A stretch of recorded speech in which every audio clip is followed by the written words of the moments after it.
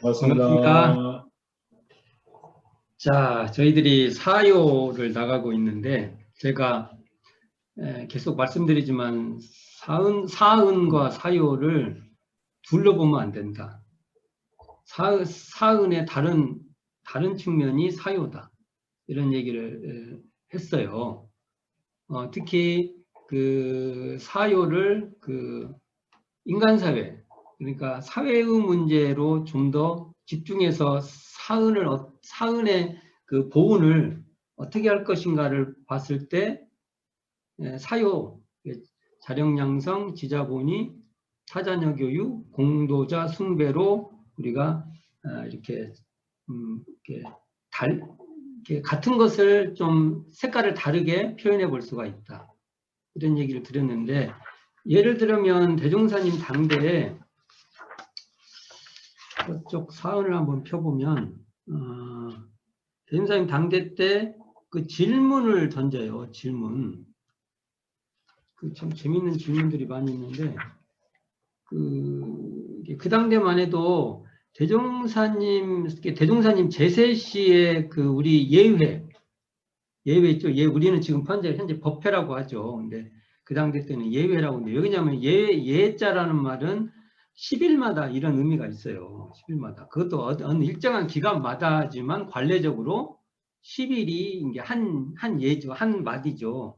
그런 전통이 있긴 있어도 어쨌든 지금은 일주일 단위로 끊어지잖아요. 그래가지고 지금은 주로 이제 예외라는 말보다 법회라는 말을 쓰는데, 우리 현재 정전이 예외로 돼 있어서, 그리고 예전에 보면은 법회 범위에 정례법회를 예외라고 줄여서 예외, 그다음에 수시법회 뭐 이렇게 구분이 쭉쭉쭉쭉 돼 있어요. 근데 이런 구분이 법회 예외를 막 같이는 쓰지만 우리 전통적 개념으로는 예외가 맞죠. 예외가.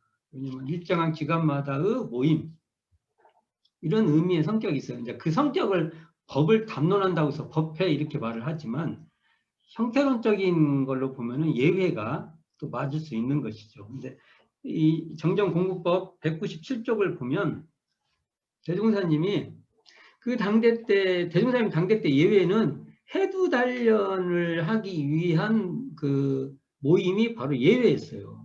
지금은 이제 대종사님 당대 때 그렇게 가다가 이게 우리가 현대로 넘어오면서 예외의 개념, 이게 법회의 개념이 신앙심이 부족하다 해가지고 그 의식에 신앙심 강화라는 측면에서 막 이게 들어간 거예요.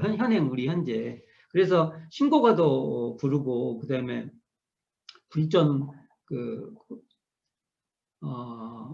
법신불 이론상전, 헌배, 또는 성가의 신앙적 요소를 막 강화된다. 그래서 주로 126장까지 그 1차 성가에서 새 성가라고 해서 나오는 그 다음 127장부터는 내용이 보면은 되게 사은전에 뭘 이렇게 뭐지 바래는 그렇게 그런 어떤 기복적 요소들이, 기복이라고 말하면 좀 그러네요. 우리가 그러는 요소들이 굉장히 강해요. 그것도 시대적 변화입니다. 이게. 근데 이제 대종사님 당대의 예외는 해두를 어떻게 해두 단련하는 것은 지혜 단련이에요. 지혜. 그리고 그 지혜를 통해서 복을 내가 어떻게 장만할 것이냐, 이런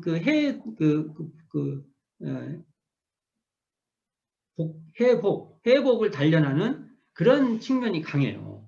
그러니까 복을 구한다는 개념보다는 복이 올 수 있는 그것을 어떻게 내가 지혜를 단련해서 복을 내가 이렇게 장만하냐, 이런 의미가 훨씬 강한 그런 성격이었어요. 지금 지금 우리 생각하는 예외, 법회, 정례 법회를 보는 거하고는 너무 다르죠. 그래서 대종사님 당대의 기록을 굉장히 예외록이 있어요. 그래서 보통 우리가 3예외록이라고 해요. 왜냐하면 6일, 16, 26일 주로 청구 같은 거 그랬죠. 이렇게 한 달에 3번 이렇게 보기 때문에 이걸 3예외록이라고 했는데, 이 3예외록을 보면 지금 읽어보면 너무 심심하고 안 좋아할 거예요. 사실은 대종사님 당대 때 기록을 보면 안 좋아할 개연성이 굉장히 높아요. 왜냐하면 우리 현행 정서상 이건 뭐 계속 꼭 학습시키는 느낌이 있을 거예요. 근데 학습이 아니고 해도 단련을 시켰던 거예요. 그 중에 하나가 그 의도문답 또는 그 법의문답, 경의문답 뭐 이런 식의 그 대종사님께서 숙제를 내줘요. 그 전에 숙제를 내가지고 언제까지 숙제를 그 답안지를 제출해라 해가지고 이런 총부 같은 경우는 총부에 있는 사람들이 막 전부 다 그거 숙제 내니라고 바빠요. 꼭 우리 옛날 학교에서 숙제한 거 그런 기분이 있어요. 그런 내면은 그걸 대종사님이 채점을 해가지고 또 예외 때 그걸 성적 발표 이게 최고 잘한 거 뭐 이렇게 발표를 해서 그걸 이렇게 사람들한테 이렇게 각인을 이렇게 연마하도록 만들었던 겁니다. 그것이 기록에 제가 확인한 것도 꽤나 돼요. 기록이 안 돼 있지만 몇 회 이렇게 나오잖아요. 그러면 만약에 3회가 나왔으면 1, 2회는 있는 거죠. 그렇잖아요. 근데 그 1, 2회 기록은 없는데 몇 회다 이런 기록을 보면은 여러 굉장히 그 대종사님 제세 시에 계속 어떤 질문을 던졌던 거예요. 근데 우리 교당 내왕치 주의사항에 문답 감정 해오 나오잖아요. 그런 그 시행의 한 방법을 하셨던 것 같아요. 그 중에 하나가 재밌는 것이 이게 197조 이 교재 보면은 그러니까 그때 그러니까 시창 23년 그러니까 원기 23년 1938년도인 그 7월 24일 날에 그 죄와 복이 나오는 출처 이때 군기라는 말이 사투리인데 출처 출구 이거 물은 이게 죄복이 나오는 출처가 어느 곳이며 그 출처를 이용하여 죄복을 나오게 하는 자는 누구인가라는 문제를 내요. 그래서 이걸 그 총부에 있는 그 사람들은 다 이게 69명이 제출을 했는데 그 다음 그 법회죠. 그 다음 법회 예외에서 이게 1, 2, 3등부터 해서 쭉 이렇게 그것을 발표를 해서 이게 회보 제47호 9월호에 이 회답인에 이렇게 발표가 돼요. 그 중에 보면 자 봅시다. 문제가 아까 말했죠. 죄와 복이 나오는 군기 그 출처는 어느 곳이며 그 군기 그러니까 출처를 이용하여 죄와 복을 나오게 하는 자는 누구인가? 이게 해답은 1등만 한번 읽어볼게요. 유허일 죄복의 출처는 이런 쌍이요 주제자는 허일 육근이외다. 송도선 이 참 재밌는 건데 죄복지원 죄복의 근원은 이런 쌍 즉 사은이요. 그래서 이런 쌍 즉 사은이 나오죠. 그러니까 뭐 이론적 사은은 맞아도 이런 쌍적 사은은 틀리다 이렇게 말하면 안 돼요. 이게 이 문맥에 따라서 이 이론쌍이 어떤 식으로 써 있는가를 읽어야지 이론쌍은 그림이야 이렇게만 이해를 해버리면 정말 안 되는 거예요. 어느 상황에서는 이론쌍이 그 진리 그 자체를 말하기도 하고요. 어느 상황에서는 이론쌍을 진리를 나타내는 어떠한 상징 성을 나타내기도 하고 그런단 말이에요. 근데 여기서 보면 이론상 즉 사은이다는 게 이론상이 곧 사은이라는 거예요. 이론상의 진리가 사은인데 운영자는 도성 자신이다. 자성 이월시다. 전은광 죄복의 출전 이론상이요 주제자는 각각 자기입니다. 박명성 죄복 나오는 데는 이론상이요 나오게 하는 자는 나의 신심이다. 권동아 죄복의 출구는 사은이요 기관의 주제자는 동화입니다. 서공남 죄복의 출전은 일정한 처소가 없고 오직 우주 만물 허공법계 즉 사은이 다 죄복의 장소 이외다. 이오며 그 운영자는 자아올시다. 그래서 이게 죄복의 출처가 사은이라고 나오는데 이러한 사은에 이게 사은 죄복이 나오는 출처가 사은이면 우리가 사은을 천지 부모 동법 법률이라고 하고 그것의 또 실상이 천지만물 허공법계라고 하니까 우주 만유가 다 사은이죠. 그 사은이 그 우주반에서 죄와 복이 나온다고 하고 그걸 운영하는 사람은 각자 자기다. 나는 이 말이 대종경 교육품에 대종사님 법설로 굉장히 많이 나와요. 죄복의 근원, 죄복의 추처, 뭐 여러 가지 표현으로 많이 나옵니다. 근원처, 죄복이 근원처, 막 이런 식으로. 근데 이 사은에 죄복의 출처고 죄복을 운영하는 것이 자신이라는 이것을 사회적 관계, 우리가 인간이 사는 공간이 사회예요. 사회. 이 사회적 관계에서 어떻게 할 것인가를 다시 한번 그 측면으로 또 설명해 주는 것이 바로 사유다. 이렇게 보는 거예요. 이렇게. 그럴 때 오늘은 이 중에서 자력양상과 공도자 숭배를 살펴볼 거예요. 제가 사요 중에 사요를 이렇게 대응을 시켜요. 이렇게 자력양상과 공도자 숭배가 이렇게 서로 대대, 서로가 서로를 이렇게 그런 관계고, 이렇게 바라보는 관계죠. 서로. 그 다음에 지자본이하고 타자녀 교육이 서로 대대, 그러니까 서로 이렇게 대응되면서 서로 의존하고 관계를 맺고 있는 거죠. 밀접한 관계를 맺고. 사실은 사요도 자력양상이 돼야 지자본이가 되고, 지자본이가 돼야 타자녀 교육이 되고, 타자녀 교육이 돼야 공도자 숭배가 되고, 공도자 숭배가 잘 돼야 또 자력양상이 잘 되고, 이렇게 선순환적 구조가 되어 있지만, 이 네 가지를 좀 더 가까운 측면으로 보면 자력양성과 공도자 숭배가 이렇게 관계가 밀접하고, 지자본이와 타자녀 교육과 더 관계가 밀접하다. 그래서 오늘은 한번 이 자력양성과 공도자 숭배를 살펴보는데, 자력양성 이 책 352쪽 보면은 자력양성 정전의 내용이 일단 나와 있죠. 이때 이 자력을 어떻게 읽을 것인가, 지난 시간에도 2시간에 걸쳐서 또 여러 번 설명을 드렸지만 또 말해볼 거예요. 이게 굉장히 중요하니까. 이 사요에서 자력양성을 자력이 뭔가를 잘 설명을 해야 주의가 쭉쭉쭉 풀려요. 자력양성에서 딱 그 문제가 엉뚱한 데로 가버리면, 이 방향이 엉뚱한 데로 가면 이게 막 꼬여요. 이게 돼 있어요. 자, 자력양성의 처음에 설명이 남녀 권리 동일이었어요. 그때는 이제 남녀 문제로, 남녀 하면 다 인간 다 들어가잖아요. 거기에. 남녀라는 게 단순히 성의, 남자, 여자는 성의 문제만 다룰 것이 아니라 인간 문제의 재반으로 봐야 되는, 맞아요. 여기서 권리가 나오지 않습니까? 권리. 그러니까 자력이라고 말할 때는, 자력양성에서 자력은 권리의 다른 모습이에요. 권리.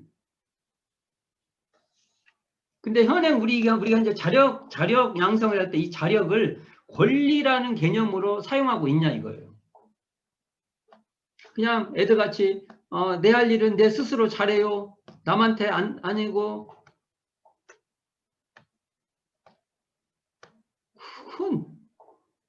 그것도 아닌 건 아니지. 그것도 기죠. 그러나 그렇게 변사의 말씀을 그렇게 참 순수하게 그렇게 해서는 저는 안 된다고 봅니다. 그러면 어떻게 해야 되냐? 이 자력은 권리라는 문제하고 굉장히 항상 그걸 사회적 관계에서 내 권리, 타인의 권리의 문제를 항상 잘 두어야 돼요. 잘 두어야 된다. 마음속에다 잘 두어야 된다. 이건데, 이 원문을 한번 읽어보면, 항상 사요에서는 강령이 핵심입니다. 강령을 일단 잘 이해해야 되는데, 자, 보면 자력양성 강령 보면 자력이 없는 어린이가 되든지, 어린이는 일단은 자력 문제에서는 예외. 일단은 이렇게 빼는 거죠. 왜냐하면 어린이 보고 너 자력으로 했어? 이건 그냥 해보도록 하는 것이지, 너 안 했다고 해갖고 그러면 안 돼. 뭐 이런 게 아니라는 거예요. 이거 권장하죠. 한번 해봐라. 그렇지만 못하면 아이고 그러면 부모가 그런다면 내가 좀 도와줄 테니까 그 안에서 또 해봐. 이런 식인 거죠. 이건 그거 갖고 너 왜 자력양성을 안 해? 이런 문제가 아니라는 것이죠. 또는 노훈, 이게 늘 이렇게 늙죠, 우리가. 늙어서 이게 혼하면 이게 혼이라는 게 이렇게 저물어서 이렇게 뭔가 희미해지고 기억력도 떨어지고 이제 이게 잘 안 돼요, 우리가. 그런 늙은이가 되든지. 보통 늙었다고 해서만 이 자력이 없다는 게 아니고 혼. 이 혼과 관계되면 치매도 관계되고 건강이 뭔가 이렇게 이렇게 안 되는 거예요. 저희 어머니도 지금은 병원에서 이제 다리가 못 쓰시면은 하면 신세를 다 져야 돼요. 화장실도 스스로 못 하죠. 이건 진짜로 스스로 못 하시는 거지 않습니까? 이게 우리가 마지막 인생을 다할 때까지 스스로 걸어가야 돼요. 아, 이게 참 인류의 숙제인 것 같습니다. 자, 그것도 어찌할 수 없는 병드니 또 병들면 그러지 않습니까? 다리가 교통사고 났고 다리가 다쳤어. 그런 거 보고 네가 알아서 가서 밥 타 먹어 그러면 어떻게 해요? 먹지 말라는 소리잖아요. 그게. 근데 그때는 도움을 받을 수밖에 없는 거잖아요. 예를 들면. 그렇지 않냐. 그냥 이런 경우 이제 이 예화를 여러 가지로 설명할 수 있죠. 이제 여러 가지 설명할 수 있죠. 상황을.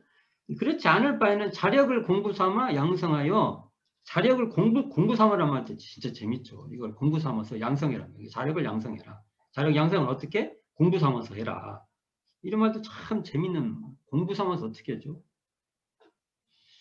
공부를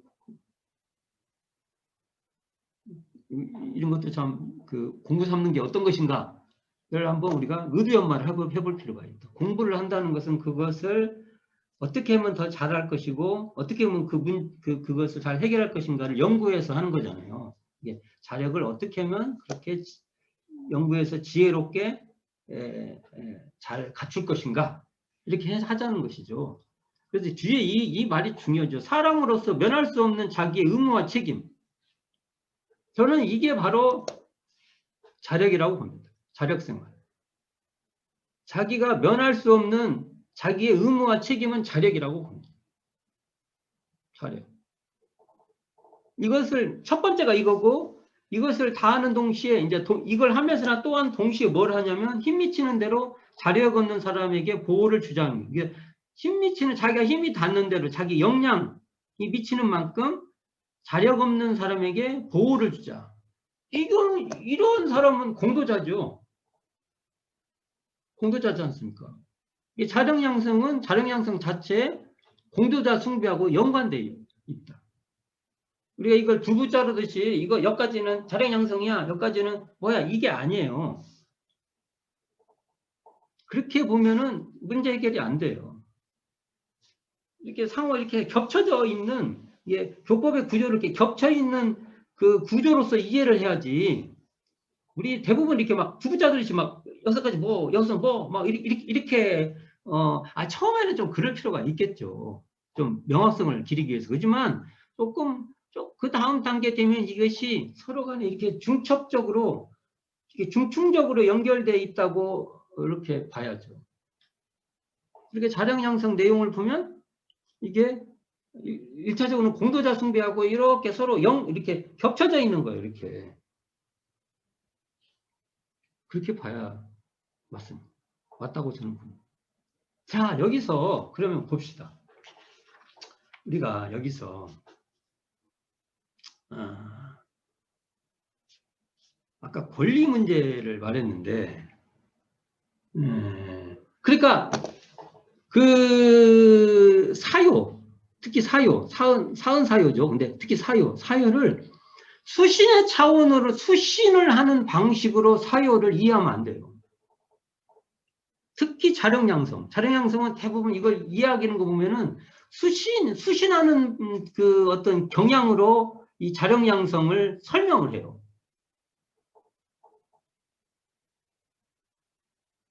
사실 이건 수신보다는 사회국가, 어찌 보면 사회국가 다스리는 법률적 차원의 논의예요.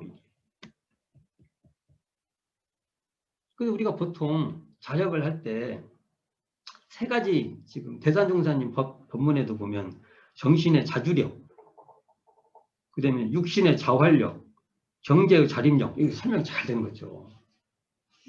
요 표현이. 이런 건 우리가 잘 써야죠. 잘 갖다 우리가 잘. 네. 근데 봅시다. 그러면 도대체 정신의 자주력, 이런 말을 쓰니까 정신의 자주력을 주로 수신하는 방법 차원에서 그냥 이게 해결이 돼버리면 이게 사회라는 인간 사회의 관계에 그에서 약화가 돼요. 설명이. 그러면 저는 정신의 자주력, 이 문제는 여기서도 주권을 놓치면 안 된다. 아까 남녀 권리 동일할 때 권리 문제죠. 그러니까 정신의 자주력이 있는 사람은 자기의 권리를 포기하지 않는 사람이에요. 어떻게 포기를 합니까? 그걸. 예를 들어봅시다. 어떤 감정 문제가 생겼어요. 남이 나를 서운하게 하고 막 화가 나게 했어요. 그럴 때도 정신의 자주력이 있는 사람은 그 자기의 주권, 내가 내 감정의 주인이라는 이 주권의식이 있어요.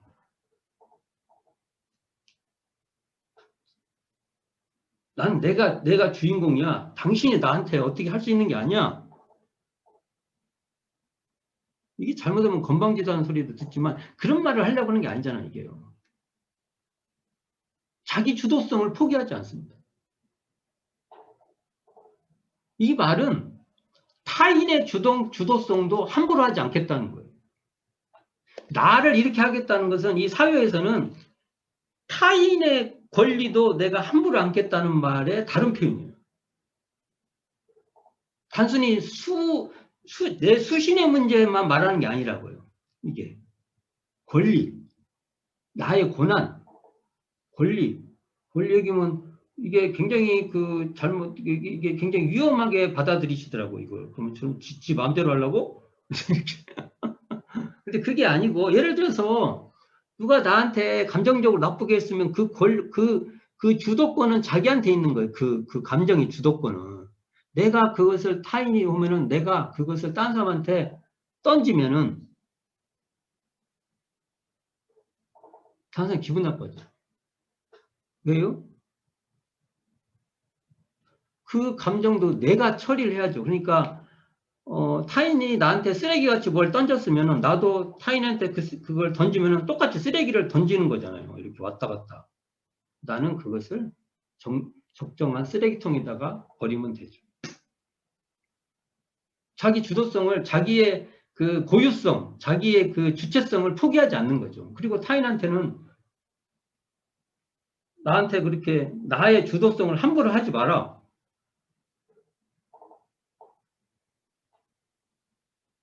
이렇게 얘기하죠. 자력. 그래서 제가 말했잖아. 이 자력은 그 일원상 자리에 근원한 자력이다. 타인과 짝 상대적으로 비교되는 것이 아니다. 그것을 상동로, 홀로 딱 들어서 있는, 무엇하고도 비교할 수 없는 그러한 일원상의 존재로서 내 자력이 딱 쓰도록 하는 거지. 정신적으로도 그렇게 딱 쓰는 거죠.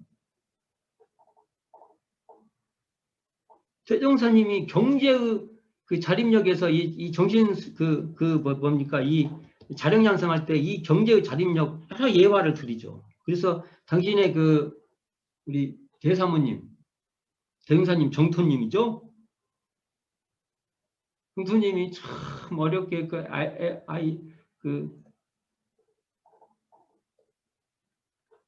키우시잖아요. 대종사님이 특별히 뭘 이렇게 안 하죠. 요즘을 말하면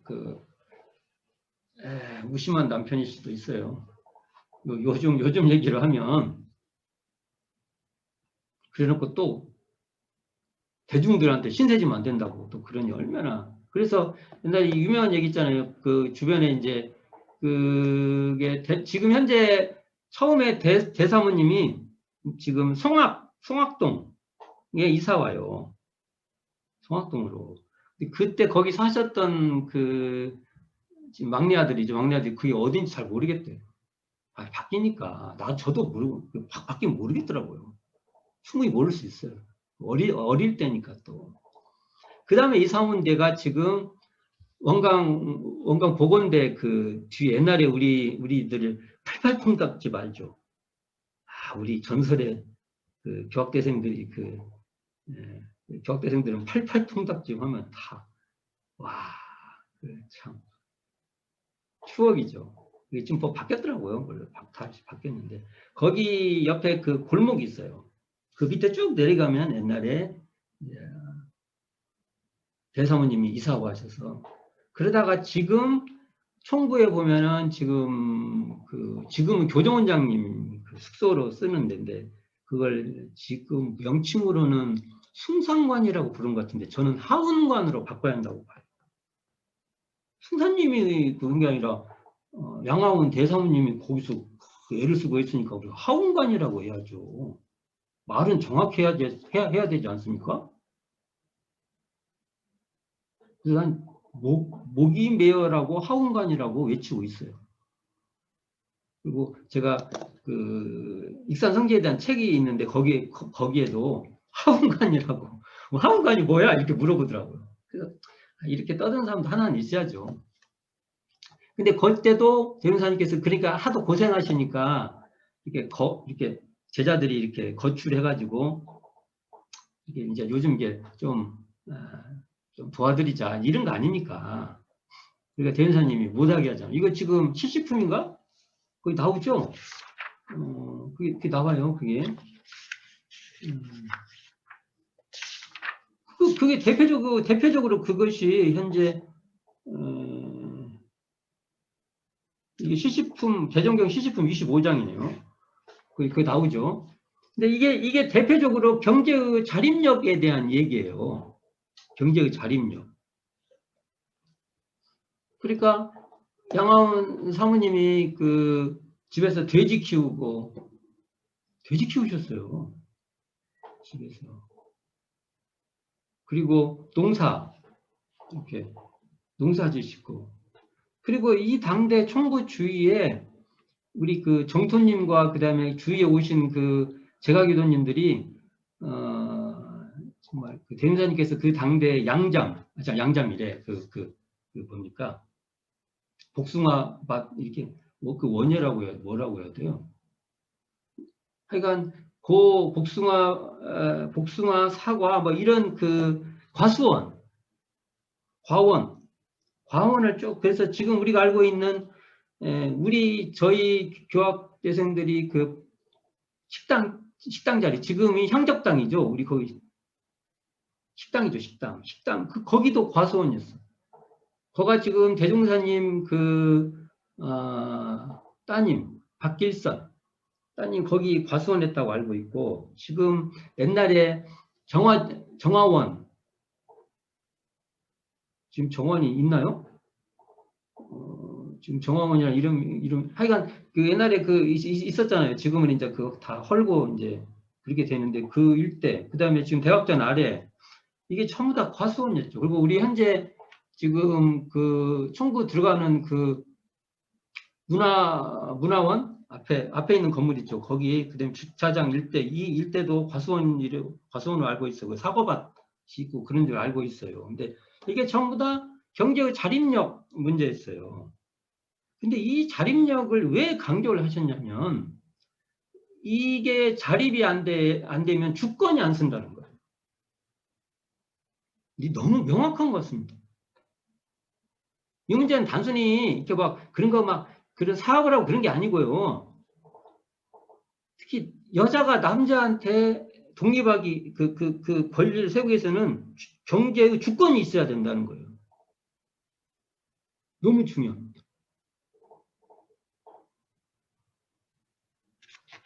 요즘은 육신의 자활력, 육신도 자기 몸은 자기가 신세 안 지고, 이건 이제 참 상식의 여러 가지로 이제 상식이 된 것 같아요. 상식. 그래서요, 이런 문제 왜 논의를 하냐면, 자력량성의 자력을 이런 주권과 권리의 문제로 가야 국민 건강보험 같은 거 있잖아요. 그런 것은요, 국가가 해야 될 의무예요. 우리가 세금을 내서 우리의 육신의 자활력을 위해서도 그런 것을 더 보장되도록 하게 해야 되는 거예요. 사회를 공부를 하면, 이렇게 공부를 하면, 왜냐하면 나의 주권, 육신의 자활력이라는 이 주권을 위해서도 그것은 반드시 내가 내는 세금은 나와 내 주변에 있는 모든 사람의 건강의 주권이 보장되도록 가야 되는 겁니다. 이건 단순히 정치적 문제가 아니에요. 정치적인 그 어떤 이렇게 선호도에서 되는 게 아니라 당연히 우리가 요구돼야 될 내용이에요.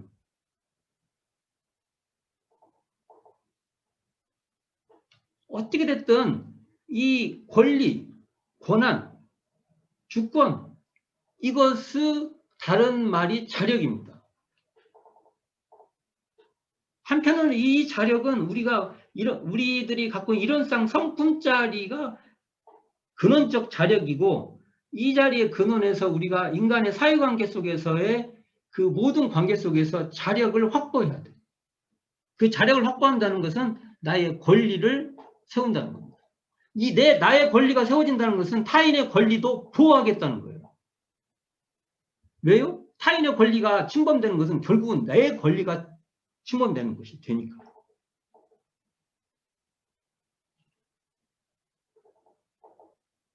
그래서 자력을 세우려고 하는 사람은 타인이 자력이 없을 때는 그 타인을 적절하게 자력이 생기도록 우리가 지원하고 보호하는 겁니다. 그래서 자력 양성하는 사람은 당연히 힘미치는 대로 자력 없는 사람을 보호하는 것이, 그러니까 자력 양성의 또 다른 표현이 힘미치는 대로 자력 없는 사람을 보호하는 거예요.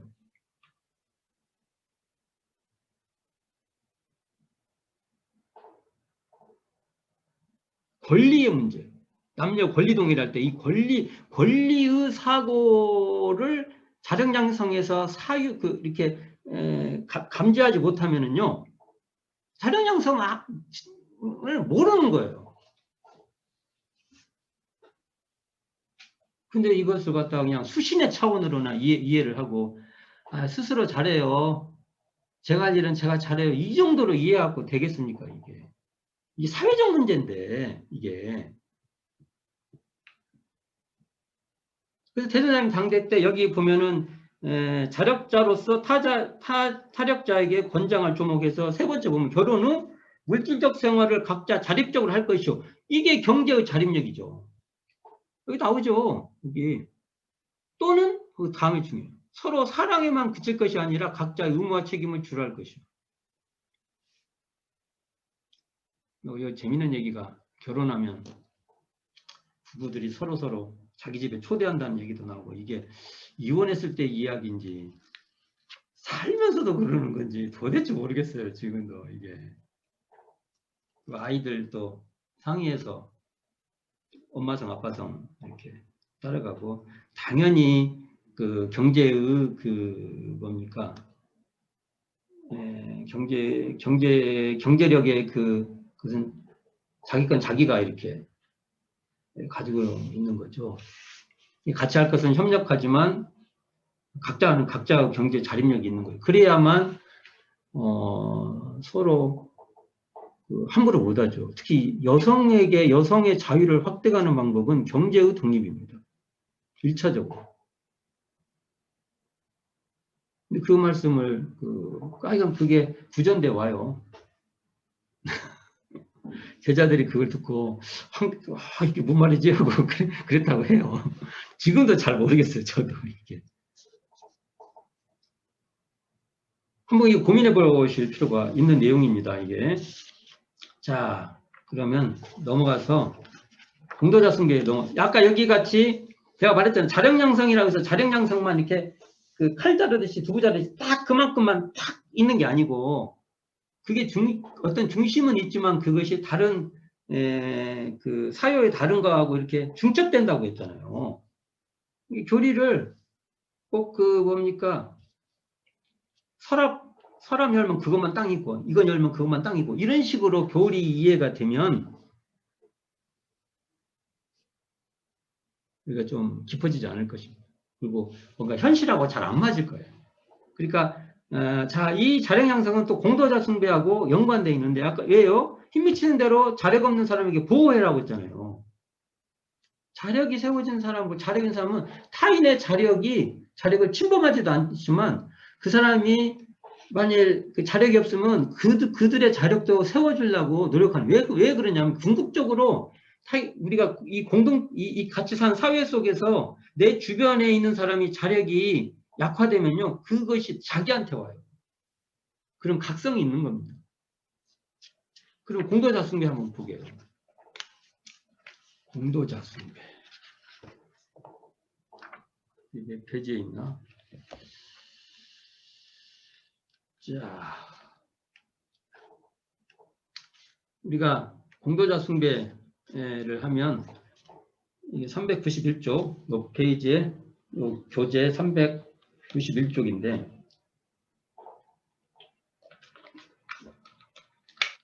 이거 한번 읽어보겠습니다. 세계에서 공도자 숭배의 강령, 이 강령이 중요하니까. 세계에서 공도자 숭배를 극진히 하면 세계를 위하는 공도자가 많이 날 것이요. 국가에서 공도자 숭배를 극진히 하면 국가를 위한 공도자가 많이 날 것이요. 사회나 종교계에서, 이게 사회하고 종교계를 붙여서 말하네요. 사회나 종교계에서 공도자 숭배를 극진히 하면 사회나 종교를 위하는 공도자가 많이 날 것이니, 자, 이게 첫 번째 단락이죠. 그러니까 우리는 여기서 보면 대흥사님께서 주로 개인, 가정, 사회, 국가, 세계 이렇게 주로 말하는데 거꾸로 세계, 국가, 종교, 사회, 종교까지 하고 가정과 개인은 뺐죠. 안 나오잖아요. 여기서 가정과 개인은. 그만큼 이걸 봐도 사유가 수신이나 제가 그런 차원의 이 가르침이 아니에요. 이걸 봐도 그러지 않습니까? 근데 이게 사유를 설명하면서나 수신의 요법같이 설명을 해버리면 어떻게 됩니까? 이게 우리가 솔직히 우리 현재 교단의 특히 자력양성 설명이 그렇게 돼 있어요. 그러니 이게 감흥이 옵니까 이게? 우리 권리를 포기하지 말고 권리가 침범된 사람들 우리가 보호해야 돼. 이런 얘기가 안 나와버리잖아요. 그리고 이런 얘기 나오면 우리 교법하고 안 맞아고 뒤로 피워버려. 어디가 그래요? 여기서 보면은 그러라고 막 당연히 나오지 않습니까? 이런 교학적 이해가 굉장히 필요합니다. 자, 그럼 여기도 마찬가지로 세계, 국가, 사회, 종교 여기까지 나오잖아요. 공도를 얘기할 때는 공도 얘기했는데 가정, 개인 이렇게 얘기하지 않지 않습니까? 여기까지 얘기하는 게 맞아요. 이것도 또 잘 보면 나오지 않습니까 이게? 그리고 우리는 그 다음 달라. 우리는 세계나 국가나 사회나 교단을 위하여 종교, 교단. 이 교단은 원불교만 말한 건가? 우리가 교단을 위해서 그러잖아요. 이게 교단 여기 종교하고 통하는 말일 거예요. 이게 또 이걸 원불교만을 위하여 이렇게만 원불교를 우리는 열심히 해야죠. 그러나 이걸 읽을 때는 각 종교를 위해서 각 종교들 위해서 여러 방면으로 공헌한 사람들을 그 공적에 따라 자녀가 부모에게 하는 도리로서 이걸 과거에 처음에 말할 때 공도 헌신자 이부사지 그러니까 이부 부모로서 그것을 섬긴다 이런 뜻에서 공도 헌신자 이부사지 이런 말을 썼어요. 이게 그러니까 공도자 숭배는 사실 처음 쓰는 표현으로 보면은 뒤가 더 강조가 됐죠. 방문 공헌의 사람을 그 공적에 따라 자녀가 부모로서 하는 도리로서 숭배하지 않는 것 이런 뜻으로 더 설명이 많았죠. 이거 지금은 이제 공도자 숭배 이렇게 줄여서 말하죠. 그 뒤에 봅시다. 우리 각자도 그 공도 정신을 채받아서 공도를 위하여 활동하자는 것이다. 이게 공도자도 숭배하고 나도 그 뜻을 받들어서 나도 공도자가 되자. 이게 공도자 숭배가 두 가지 측면으로 설명이 되어 있는 거죠. 공도자 숭배만 하자고 하는 쪽으로만 공도자를 말하면 안 돼요.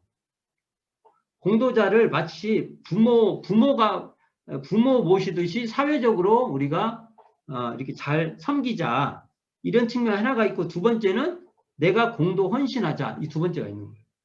여기 정확히 표현돼서 나오는 거지 않습니까?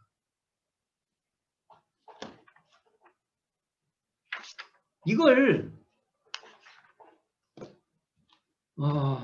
대종사님은 그러면 여기 보면은 우리는 사회나 국가나 사회나 교단을 위하여 이렇게 나오지 않습니까? 여기서 교단을 이제 일단은 우리식으로 해서 원불교를 위해서 한번 봅시다. 원불교를 위해서 여러 방면을 공헌한 사람을 그 공적에 따라 이렇게 숭배하자고 했잖아요. 대종사님도 그럼 이것을 제도적으로 만들었을 거 아닙니까?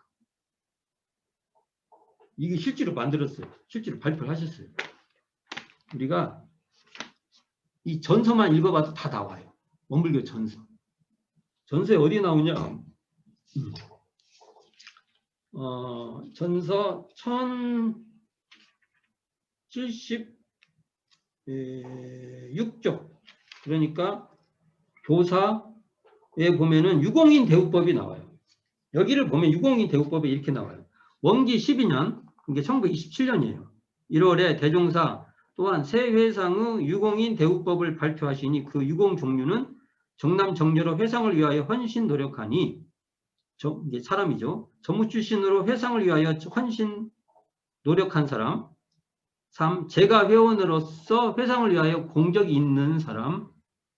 법강 학마위 이상의 승급한 자녀를 시사하여 시사위에 해당한 사람. 이 네 종류를 하고 각각 성적의 등급과 경우를 따라 노세할 때 봉양하는 법. 노세하면 이분들은 잘 봉양을 해야 한다는 것이죠. 열반할 때 상장, 상과 장이죠. 상장이죠. 상장. 이렇게 돌아가실 때 우리 하는 거 있지 않습니까? 상장하는 법, 열반 후 기념하는 법. 열반 후 우리가 이제 그 천도제나 기타 여러 가지 있겠죠. 등을 정하였고 또한 사당을 건설하여 영원히 후세의 추모를 받게 하는 규례를 정하였으여 일제 시행하게 하였다. 그래서 대종사님께서 이걸 사당을 지어라고 했어요. 그래서 옛날에 대종사님께서 나도 정려 정남정려 사당에는 못 들어간다 이런 법문이 있어요. 원래는 처음에 계획은 아마 각 이 종류에 따랐는데 지금은 정사님께 이것을 통합해 갖고 영모전이라고 우리가 하고 있는 거예요. 그래서 영모전에 우리 묘의를 보면 뭐가 있습니까? 전무 출신 각등이도 있고 거진 출신 각등이도 있고 그렇죠? 이게 이거예요. 그 다음에 희사위전도 있죠. 근데 정남정려가 현행 영모전에서 영모전 거기 없어요. 어디다 넣냐? 전무 출신 각등이 들어갔어요. 그래서 저는 개인적으로 고충문에 지금 현 고충문 있죠. 고충문에 정남정려에 대한 그 문구를 좀 강화할 필요가 있다고. 왜냐면 이게 대종사님께서 이렇게 정남정려를 좀 이렇게 구분해서 공헌하도록 한 거예요. 이게 교사에 나오는 거니까 우리가 지킬 필요가 있습니다. 법설도 있고. 자, 그러니까 제가 왜 이런 얘기를 하냐면 공도자 숭배의 방법으로 영모전도 있는 거예요. 그렇게 하고 있나 이거예요, 우리가 현재.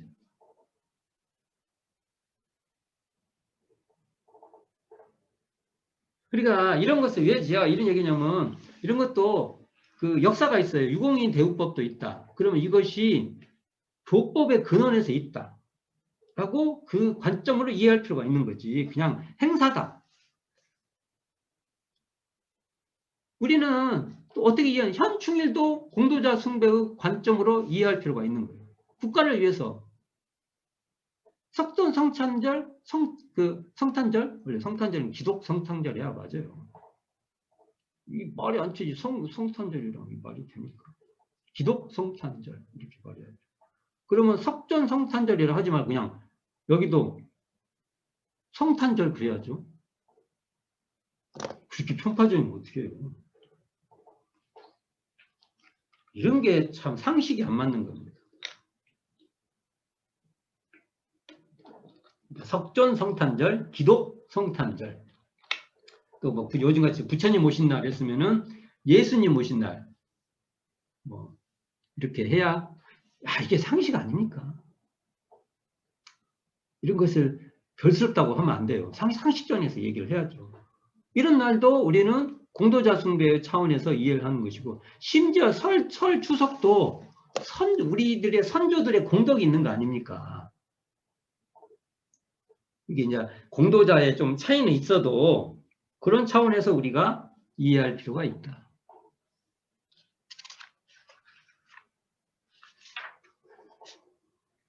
그러면 도대체 공심이 뭐냐 이거예요. 공심. 이게 395쪽 한번 펴보세요. 이 책 정정공부법에. 이것도 대종사님께서 문제를 내요.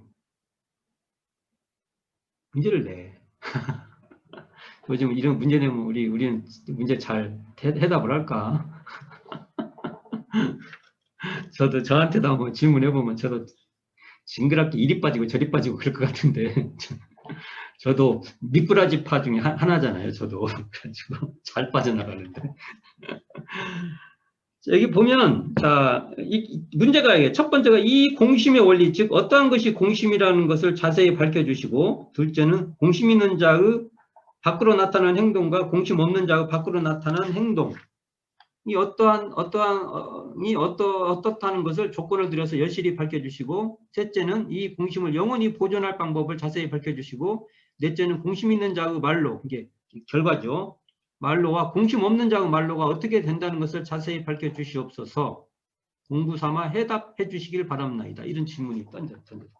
이게 이제 구타원님이 이거 낸 것이 채택이 돼서 실리게 됩니다. 여기를 보면 공심이란 우리가 공도자 숭배는 두 가지라고 해요. 공도 헌신자를 부모같이 모신다가 그래서 공도자 숭배의 자 여기 보면 공도자 숭배의 조목 그 392쪽에 정전에 있는 공도자 숭배의 조목을 보면은 영락없이 부모 보훈의 조목 있죠. 그 조항하고 이게 대부분 똑같아요. 이런 건 찾아봐야 돼요. 이런 게 참 교리라는 게 부모 보훈의 조목 보면은 1조를 보잖아요. 2조. 대중을 위하여 공도에 헌신한 사람은 그 노력한 공적에 따라 노쇠하며 봉양하고 열반 후에는 상주가 되어 상과 장이죠. 상장을 부담하며 영상과 역사를 보관하여 길이 기념할 것이니라. 이게 어디에 나오냐면 부모 보훈의 조목 3사를 봅시다. 부모가 생존하거나 열반하신 후나 힘미치는 대로 무자력한 타인의 부모라도 내 부모같이 보호할 것이요. 4. 부모가 열반하신 후에는 역사와 영상을 봉헌하여 길이 기념할 것이니라. 해서 비슷해요. 그러니까 왜냐면 아까 말했죠. 공도 헌신자를 부모 모시듯이 하겠다는 것이니까 부모 은혜 차원에서 공도자를 모시겠다는 게 교법의 내용이에요. 이게 자 그러면 이게 보세요. 사은이나 사은 사유는 이렇게 막 통해 있는 거예요. 이게 따로따로 있는 게 아니라고요. 자, 그럼 여기를 보면 396쪽 봅시다. 공심이란 무엇인가 이렇게 말합니다. 공심이란 공변된 마음이니 즉 다시 말하면 자타의 국한을 벗어나서 원근 친서와 희노애락에 끌리지 아니하고 불편불이하는 마음을 공심이라 한다. 한쪽에 치우치지 않고 한쪽에 이렇게 의지하지 않는 그런 걸 공심하는 게 이게 희노애락과 원근 친서에 끌리지 않는다는 게 1차적 공심의 조건인 거죠. 권력을 잡으면 다 자기 편 농공행상 다 되잖아요. 그것도 어느 정도가 있다는 거예요. 자기가 하면 다 옳다고 그러고. 하여간 정치 보면 정치인들은 그게 낯짝이 두꺼워야 그런 짓을 해요. 내가 하면 공심이고 네가 하면은 그것은 아주 불의예요. 불의. 그게 아주 낯짝이 두꺼워요. 다. 그래야 정치도 하는 것 같아요. 그래야 찬란해지는 것 같아요. 정치인이. 낯짝이 두꺼워요. 그런 정치인들한테 속아갖고 다 속아 또. 대중이 멍청한 거죠. 그러니까 대중들을 개돼지라고 하라고. 내가 잘 살면 니네가 결국은 내 찌꺼기 다 얻어먹을 수 있어. 낙수효과 같은 게 대표적으로 달리 말해볼게요. 낙수효과. 그러니까 저 위에 물을 부수면은 그게 대기업 같은 사람들한테 혜택이 가면 그 혜택이 저 밑에 사람한테 간다고 하잖아요. 그 말 달리 말해볼게요. 내가 잘 먹으면 내가 던져주는 그 뼈다구들 있죠. 살 같은 거 이거 니네들도 다 먹을 수 있어. 그 말이에요. 미쳤어요. 설명을 해도 그렇게 설명해야지. 내가 거기에 있는 붙어있는 뼈다귀에 있는 고깃덩어리 같은 거 좀 뜯어 먹으려고 그들이 배불리 먹어야 돼요. 공도자가 뭔지를 모르는 거예요. 공심이 뭐고. 원불교에서 지금 대종사님께서 사회에서 공도자 숭배를 나오면 그런데 발끈해야죠.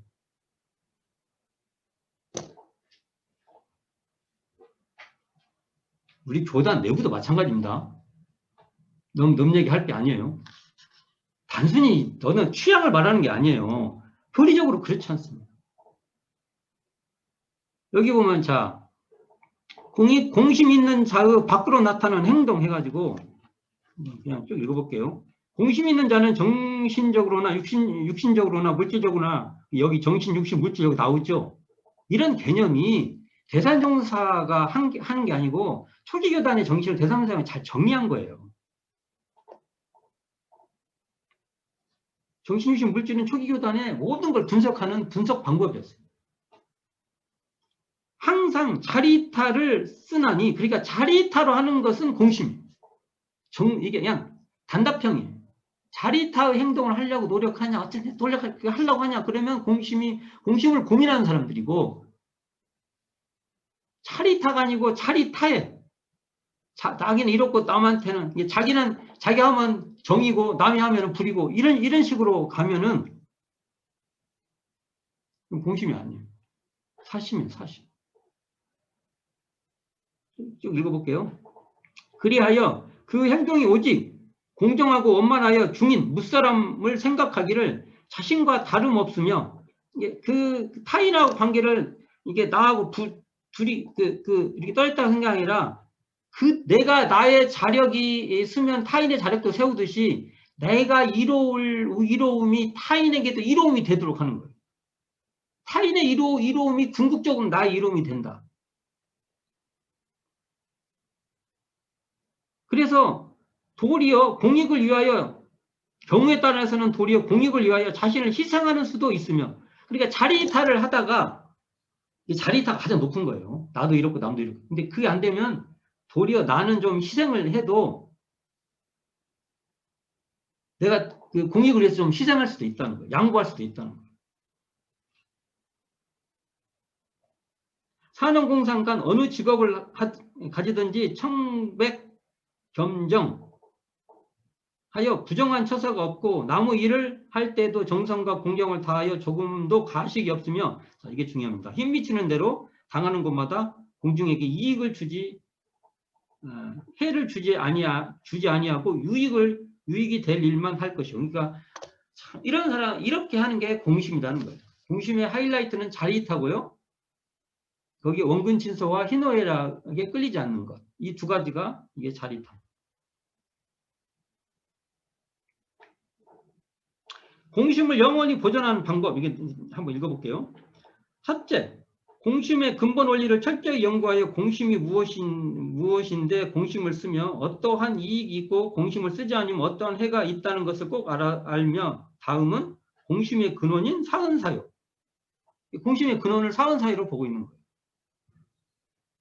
공심의 근원인 사은사유는 우리 인도적 사람의 길이죠. 인도적 원리이며 누구든지 지켜야 할 의무임을 잊지 말고 그 다음은 항상 공심 있는 자와 친근하고 세속의 이기주의와는 친밀한 교제를 두지 말며 그 다음은 공부심을 놓지 말고 국한 없는 법설을 많이 들어서 공익의 정신을 더욱 배양하며 동정간의 삼강령 공부를 잘하여 3대를 얻고 보면 이것이 대공심을 영원히 보존할 방법이라 하겠다.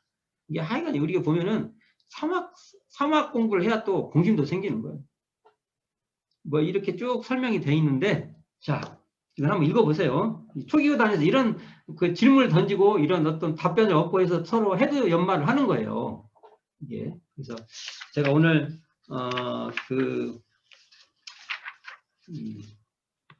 자력을 양성하면 결국은 그 사람은 자력 양성 자체가 공도 헌신에 노력하는 사람이고 공도 헌신을 잘하기 위해서도 자력을 양성할 수밖에 없는 거예요. 이 두 가지가 밀접한데 근데 여기서 자력이라는 것은 주권과 관계가 있다는 거예요. 권리. 이 권리가 모든 사람들의 권리가 다 이렇게 보장되도록 하는 것이 바로 공도 헌신자들이에요. 우리도 우리 주변에 참 종으로서 자기 능력 위주로 보면 저 사람 못났어. 저 사람은 교단에 그 뭡니까 빚지고 살아. 이렇게 바라보는 시각도 있어야죠. 그러나 또 한편으로는 그런 사람도 교단의 주권자로서 당당하게 자기 그리고 그런 분들을 잘 우리가 보호하고 도와주고 협력해서 그분이 소태단 대종사의 제자로서 그다음에 그 권한자로서 우뚝 설 수 있도록 또 우리가 함께 협력해야 되는 겁니다.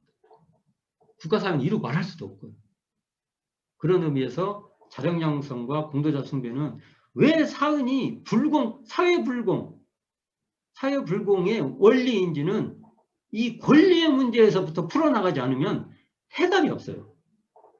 근데 처음에 이걸 수신의 차원으로 스스로 잘해요 이런 식으로 해석을 해버리니 이 파괴력 있는 법설이 처음에서부터 깨져버리는 겁니다. 이 문제에 대해서 고민을 많이 해주시라. 제가 이 얘기를 하면은 찬반이 붙어갖고요. 또 저를 또 싹 안 좋게 보시는 분들은 굉장히 안 좋아요.